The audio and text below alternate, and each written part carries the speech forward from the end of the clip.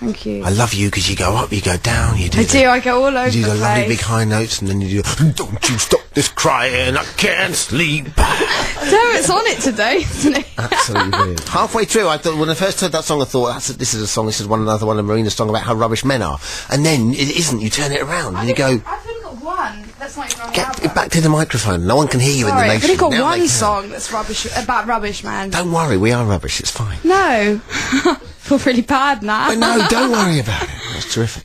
Good. The guys were on it as well, weren't they? Now, when you first turned up, a lot of you had sunglasses on. I'm assuming that to me says, well, there's 3 of you, but 2 of you did. That to me says you've been working hard. Is it mainly the promo you've been up to?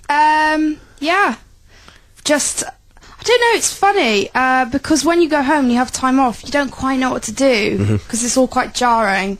But I think Dan does have a tendency to put his shades on. You should wear shades all the time. You look terrific. Yeah. You're a bassist. You need that. I'm a bass player, quite shy, so, you know. So, the great thing about bass players is none of your band go anywhere near the mic, including you, Marina. You've got a non-mic policy. It's Mic phobia. It's an acoustic band. I like it. The thing about bassists, isn't it, Dan, that you could quite easily, especially when Marina's on stage, you could quite easily disappear.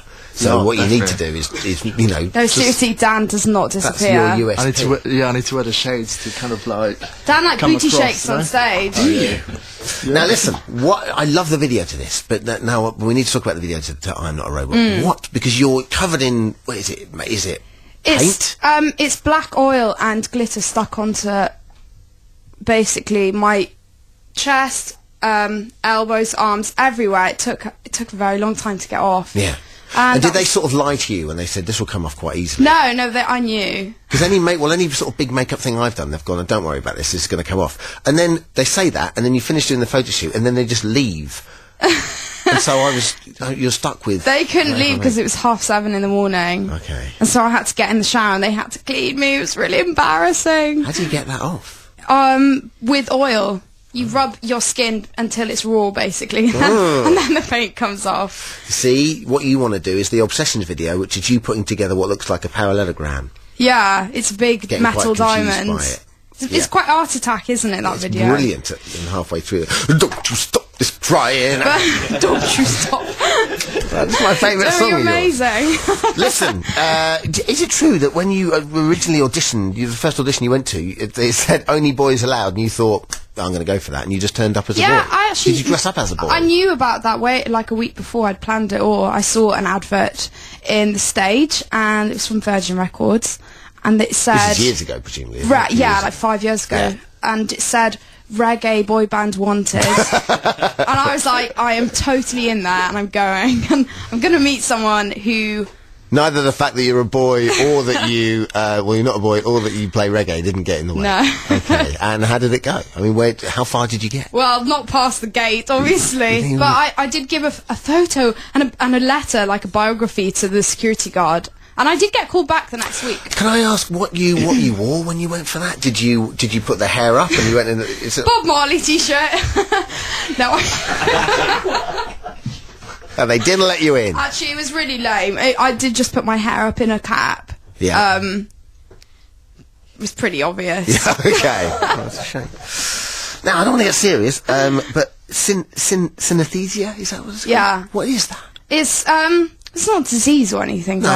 Hey, listen. Just because I asked what is it doesn't mean I think you're infected. Well, it's basically when you see days of the weeks and numbers and sound as colour. So in your mind, for example, Wednesday is blue for me, Tuesday's green, Monday's red. Does this equate to how you feel about these days and how you feel about those colours? It could do, but I also get it when I'm writing music as well, and for numbers as well. And do you get it with people? No. Oh, I was going to go do a round robin as to who's what colour. You'd be yellow though. How come? Actually, maybe I can do it. I think you're yellow or green. Okay, we've got John and Keys. Why is John yellow or green? I think it just relates to their personality, but it could be... What does yellow or green mean in a personality? That's very sunny. Oh, John, nice. You've lucked out, John. I'm dreading how this is going already. Dan, what's Dan? I think he's blue. Right. Could be because he's wearing purple, but I don't usually have it with people. Okay, no, but I like where we're going here. And why would he be blue? Is it as a person? No, he's very cheerful. Maybe that's calm. You're calming like the sea. Maybe. What about the guy that's not saying anything that's Pete. behind you? Yeah. Because tell me, he can't be part of the band, right? Because if he is, he's like. Well, he's currently going red. I don't know Pete too well, but Hang on, Pete is supposed to be here, isn't he? When you say you don't know too well, he is with you because he's not with us. I think Pete would be red. Yeah. Quite literally and aura-wise. Inferno. What am I? Am I really? I think you're yellow or green, but I'm thinking green now more than anything. This is good. Why? I don't know. I can't describe why I equate certain colours to And numbers. do you meet many other people that No, one woman on Loose Women this week. Oh, really? One of the panel, or was I it could a be on guest? Jeremy Kyle soon. Well, I don't think Loose Women would quite like the fact that you've equated Jeremy Kyle to Loose Women. But was it one of the Loose Women? Yes, it was. Which one? It was Bellingham? Carol McGiffin? Leslie. Oh no, is it Sherry? Yeah. She Sherry. has it. Sherry has it. Yeah. Wow. There you go. You should go on Loose Women and riff about it. That'd be great. All right. Well, so listen, the second album, which presumably you probably haven't had time to sit down and write. Well, I'm writing it. About Greek mythology. Oh, that's kind of the third now. I've got Okay. too many ideas and not enough time to I love the idea fulfill of Greek them. mythology, but what you should do, obviously being half Greek, half Welsh, is do a Greek, almost like Jason Nevins versus Beastie Boys. You should do Greek mythology versus Welsh mythology. How bad would that be? It'd be a double album. I like your style. So, Do you never write for other and here people? comes the news. Why do you write for other people? Because you're a great songwriter. Because the only reason that I did this and do this is because I find it much easier to express myself as a songwriter than I do in normal relationships. So for me, that wouldn't really... I don't know, it would defeat the object of being a songwriter, I think. No, it's brilliant because you get paid loads of money and you can give songs that you don't care enough about to other people and then they go away and then you can just forget about it. That's what you should do. That doesn't mean you're not a great songwriter yourself. Thing is, though, every song I've written, I've kind of... If I don't like it or I think it's a bit... I just don't finish it. Just half finish it. You're a good songwriter. Give it to someone else. That way you can... Maybe in the future. At the it, moment, I'm being please. too selfish and I just want them all for myself. And lastly, you're going to be covering Candy for it. Candy's one of my favourite songs Yeah. sort of recent times. Paolo's it's beautiful. amazing. Do you know Paolo? No, I don't. You and Paolo would be a very good-looking couple. You would make beautiful little Celtic babies together, wouldn't you? We have met. He's actually, I went to see him at the Royal Albert Hall, and I'm just so happy for him with the second album. I mean, the first was brilliant, but yeah, he's really done something great. He's great. You should, apart from your Native American piano coat, you and him would be very well suited.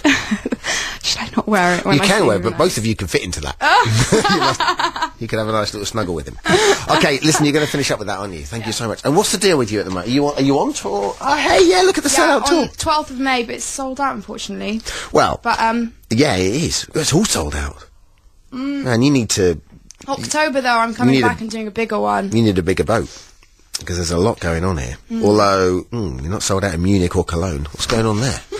What's their problem with you over there, huh? We need to sort that out. Yeah. The old 59/1 in Munich. No one knows what that is, do they? Where's that?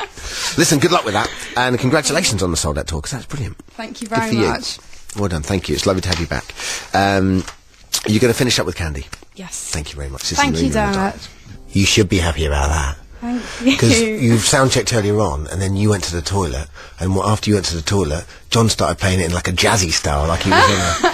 And you were like, he oh was no. like, yeah, John, do what you were doing earlier on. It was like literally from a Crush Channel ferry or something. It was terrifying. Look, it was literally like this. And I was just thinking, John, hey, can I get a Tom Collins? And I was thinking, man, she's going to kick off if he starts playing like that. Then we'll see a different That's side. the true John. It just leaps out whenever I go out of the room. What sort of tyrant are you? Let John indulge his Cabaret jazz John. wonder. Thank you so much for coming. Thank Really you. appreciate it. Thank you, Marina.